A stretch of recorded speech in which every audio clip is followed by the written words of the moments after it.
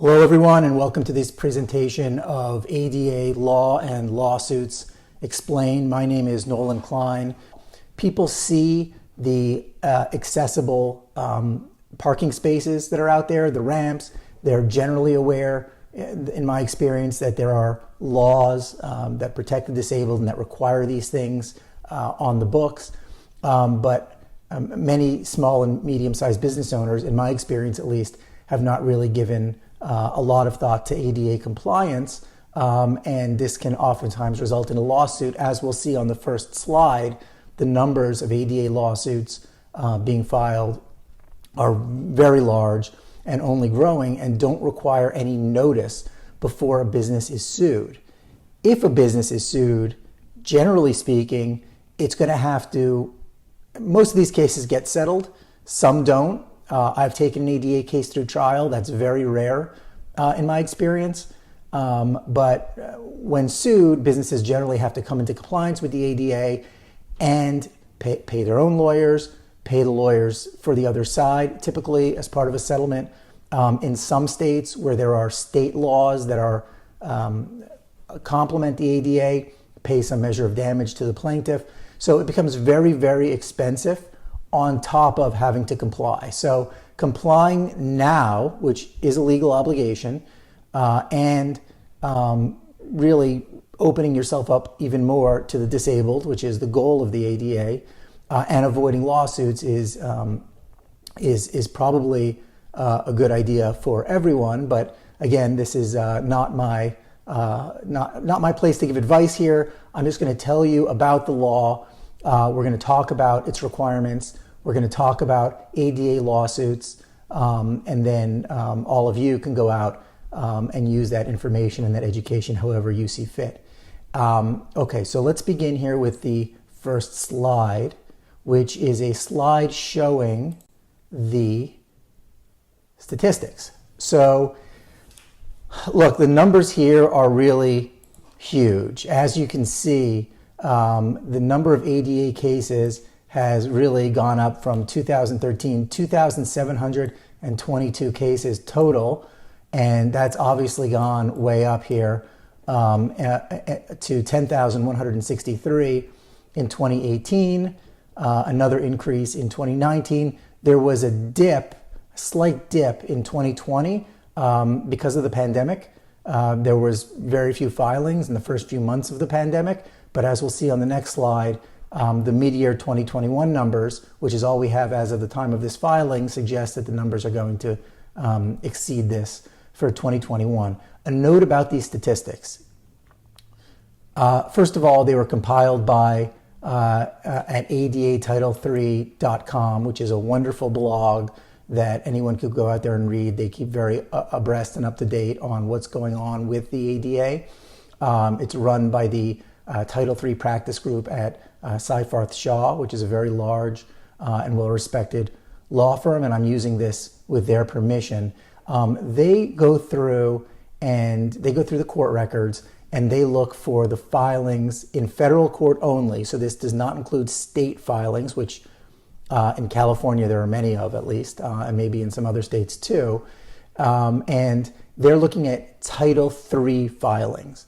So this is a good time to discuss the difference between Title I, Title II, and Title III of the ADA. So the ADA has three sections or titles. Section 1 or Title I relates to employment. So this is where an employee may ask for a reasonable accommodation for their disability, which they're required to do. If they need an accommodation, they don't get it, they file a complaint, the EEOC may be involved. It really has nothing to do with what we're talking about here.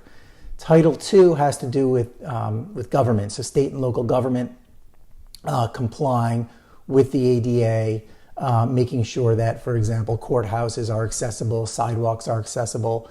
Again, unrelated to anything that we're talking about here.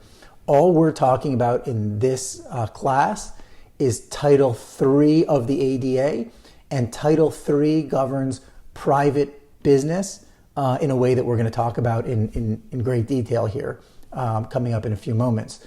So these are the statistics for the filings of Title III ADA cases only, so ADA cases against private businesses, on a year-by-year basis. So, and even in 2020 with the pandemic, they were still really only just shy of the 2019 numbers, which were record highs. This is a lot of lawsuits being filed, a tremendous number of lawsuits being filed. And again, in my own anecdotal experience, oftentimes when a lawsuit like this is filed against a small or medium-sized business owner, they Google, they try to figure out, they see that the person who sued them oftentimes has filed many of these lawsuits. They start to understand the ADA. They, of course, need legal counsel. So a lot of these people, presumably, were people who were sued without notice and really didn't know of their obligations. Now, many probably did know of their obligations, and some were large companies. But generally speaking, the types of ADA cases that we're going to be talking about here today, and well, the ADA in general needs to be something that small and medium-sized business owners educate themselves on to protect themselves, to comply with the law, and to protect themselves from one of these 10,000 lawsuits hitting them without notice out of the blue. So let's look at the next slide, and we're still here discussing the statistics, and this is also from ADAtitle3.com, from the same place. So this is by state. And as you can see, California by far and away is the largest filer. This is January 1st through June 30 of 2021, which are the statistics compiled as of the date that I'm recording this. But certainly these statistics suggest, if you add all these numbers up and then you double them, that we're on track for another 10,000 plus filings year. And so halfway through the year this year, there's 3,340 ADA Title III cases filed in California, according to these statistics, 1,423 in New York, 609 in Florida, and California, Florida, and New York are the places where most of these cases get filed. Keep in mind, too, that this does not include state filings. So California has a lot of state filings, and New York also has a state law on the books that you could sue for in state court.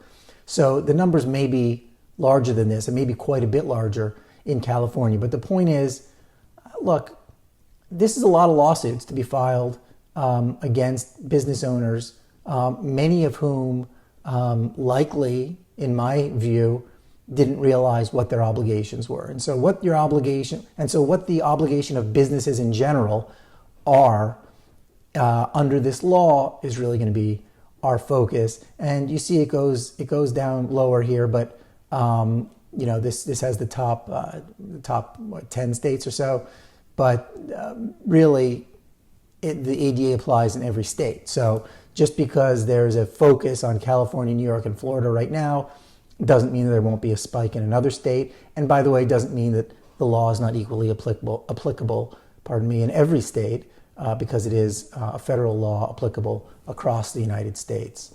Again, just looking at some more statistics here.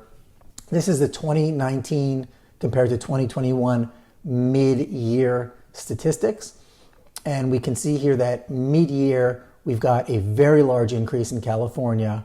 We have a large increase in New York, a little bit of a dip in Florida, increase in Texas, and about the same in Nevada. But 2019, remember, was the largest year for filings since 2018, right? I mean, it's going up and up and up. And there was that dip in 2020. But what this really shows us, again, is that if you compare mid-year to mid-year, 2019 to 2021, we're on track here to have more lawsuits filed in 2021 than in 2019. And if you're watching this and you're already into 2022, you can go to ADAtitle3.com, and at some point they're going to update these statistics to show the full 2021 year-end numbers, which will almost undoubtedly exceed 2019. Okay, so that is the statistics we're going to look at. And what to really take from these statistics is simply that there are a lot of ADA lawsuits being filed against private businesses, a lot. And if you're out of compliance with the ADA, let me not personalize it. Any business that is out of compliance with the ADA should not be surprised if they are hit with an ADA lawsuit, because that is a primary way that the law is enforced.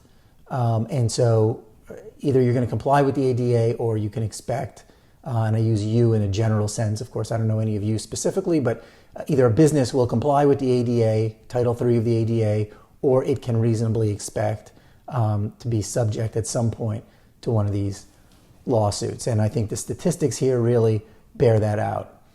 Okay, so next slide.